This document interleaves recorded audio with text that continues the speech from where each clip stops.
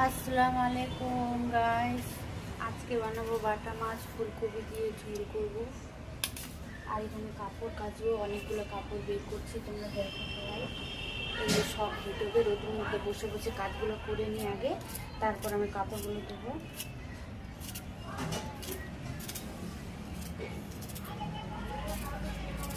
ঘরে ঠান্ডা করে, ওই জন্য আমি বাইরে এগুলো কাটাকাটি করতেছি।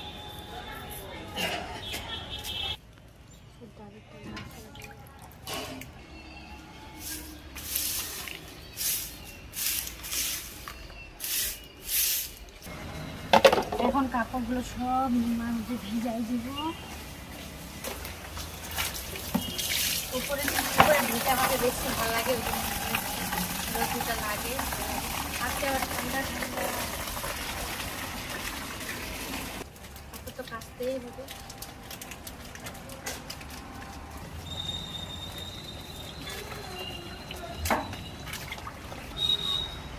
এগুলো এখন ভিজাই দিব, ভিজাই দিয়ে তো ওইদিকে আমি রান্না করব, রান্না করে পরে এগুলো আমি দিব।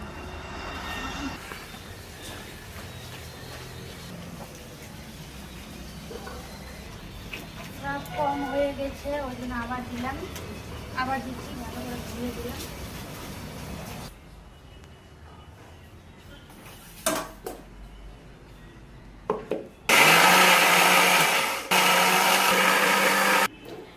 কড়াই গরম করে তেল দিয়ে দিয়েছি, এখন আমি মশলাটা পেস্ট করে নিয়েছি, মশলা পেস্টটা ওখানে দিয়ে দিব।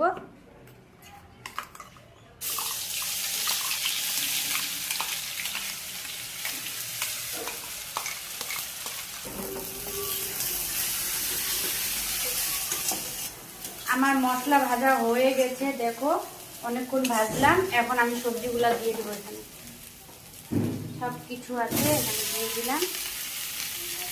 পরিমাণ মতন লবণ,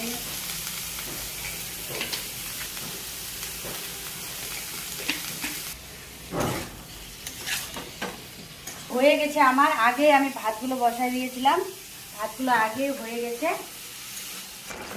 সিদ্ধ করার জন্য জল দিয়ে দিয়েছি, এখানে সিদ্ধ হবে। সিদ্ধ হয়ে গেছে আমার, আলুগুলো সিদ্ধ হয়ে গেছে।